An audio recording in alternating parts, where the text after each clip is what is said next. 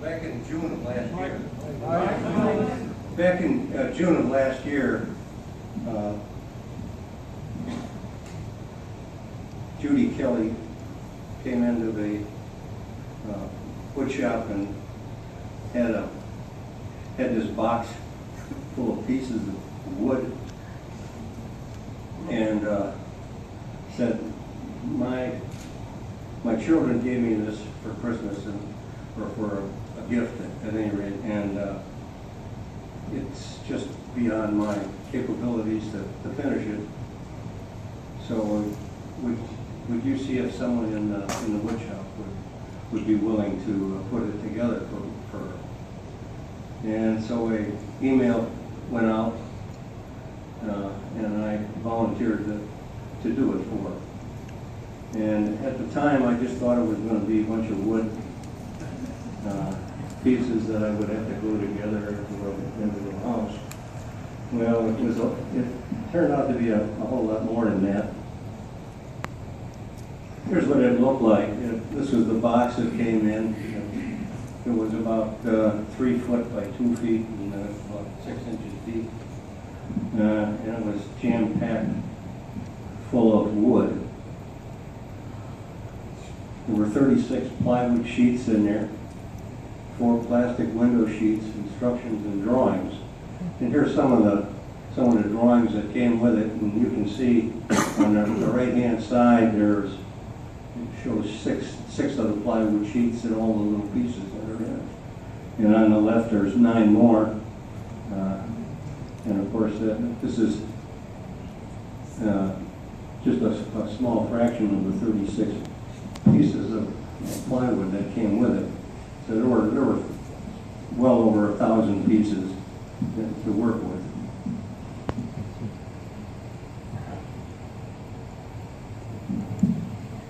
Up in the left-hand corner, I just got some of the pieces laid out for making some doors and windows. Each window took something like nine pieces of wood.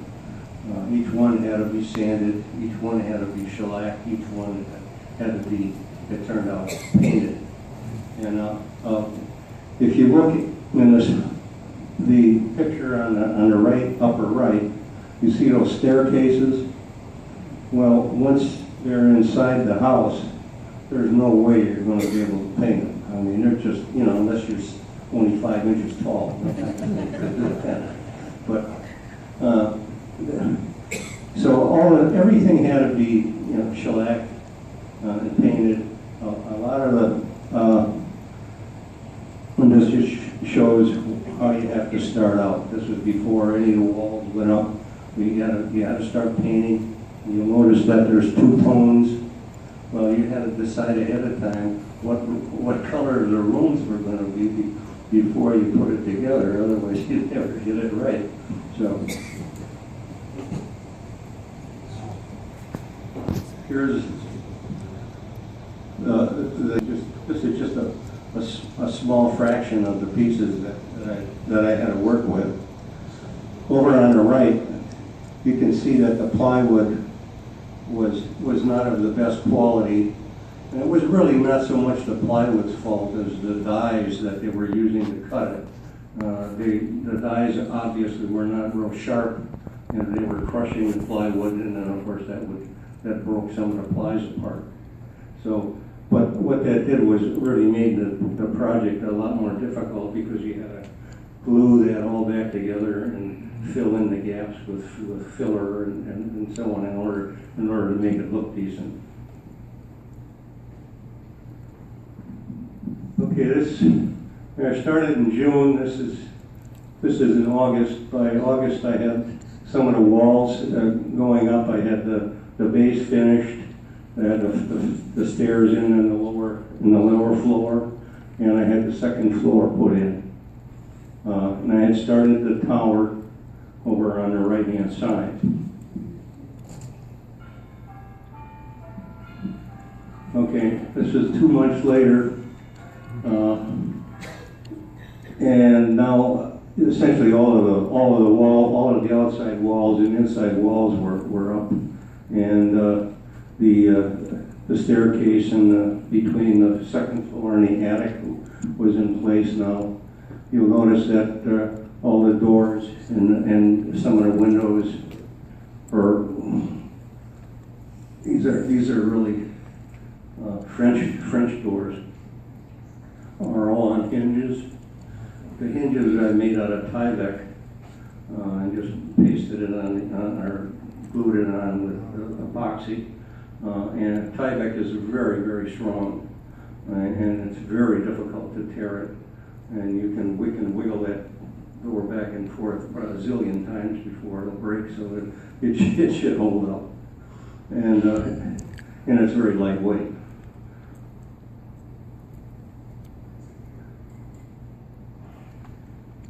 Okay, now there was a whole bunch of bay windows. One in the kitchen. This was in the entryway. This was in the upstairs. There's a hallway up in the second floor. Later on, you take a look. It's kind of interesting. These pieces are actually removable. You can actually take them off and look inside, and that way you can get a little better idea of what it looks like inside. This one also moves, but it just moves to the left. You can't take it off because of the porch. And of course, the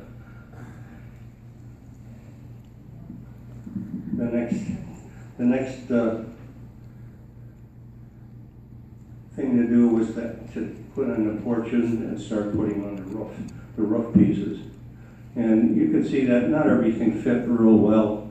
Here's an example where I had to fill it in. You do your best to get everything as square as possible, but if you're off even just by 32nd of an inch, it can make a real big difference in a project like this.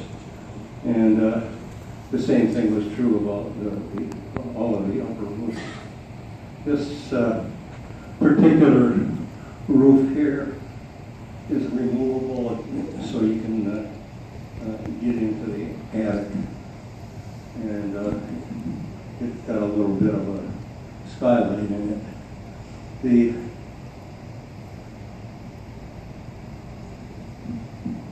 The shingles were kind of a project that I worked on quite a while before I figured out how to do it. These are pictures of shingles that we're seeing here.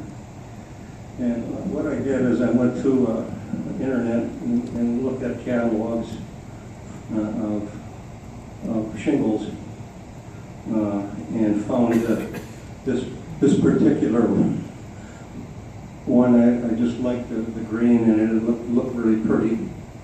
So what I did is I captured that from the internet page, and then went into PowerPoint, and each one, this whole thing is made out of these three shingles, just by cutting and pasting. You could make a whole 11.5 by 8 sheet of paper, and then I used some heavier stock paper to do this. And then you could cut it out and glue it onto the roof. The downside of using paper like that is that if you get it wet, the ink runs and it fades, and it's not very robust. So what I had to do is I had to mask everything else on the house, and then I took some Krylon clear spray paint and I sprayed that roof so that it would be a lot more robust. Okay. The only thing that's missing here is the gingerbread on the roof, and the chimney is still missing. And of course, this was in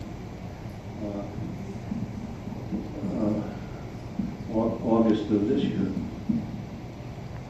So I finally finished on the 1st of November. This is what it looks like. You can take a look at it yourself. There's a couple of details I just like to point out in here is that there's some fireplaces that you didn't see before. There's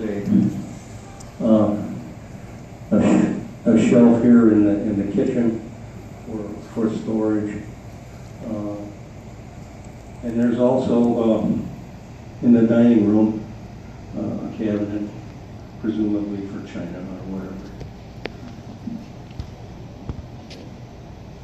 So, what time I spent over a period of June last year to November this year was about 400 hours.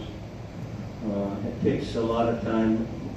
80% of it is in preparing the wood and painting it. The 20% is putting it together. So.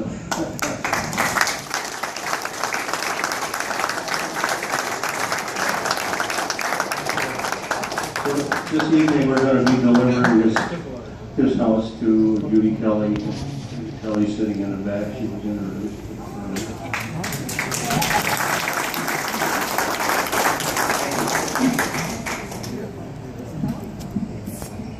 Thank you so much, Tom.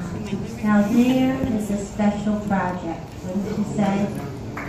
Judy, did you ever think you'd see it like that? No, never. I started on the base myself up on Long Island, and the base came down the back of my Mini Cooper, okay? And I said, I can't do this. This is too much. I'm speechless. It's absolutely gorgeous. I've rearranged my living room. I'm going to have to rearrange it a little bit more, I think. It's so big. It's beautiful. I'm thrilled. Thank you so much.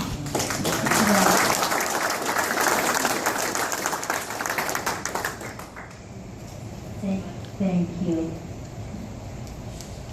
And in the name of special projects, we have one more person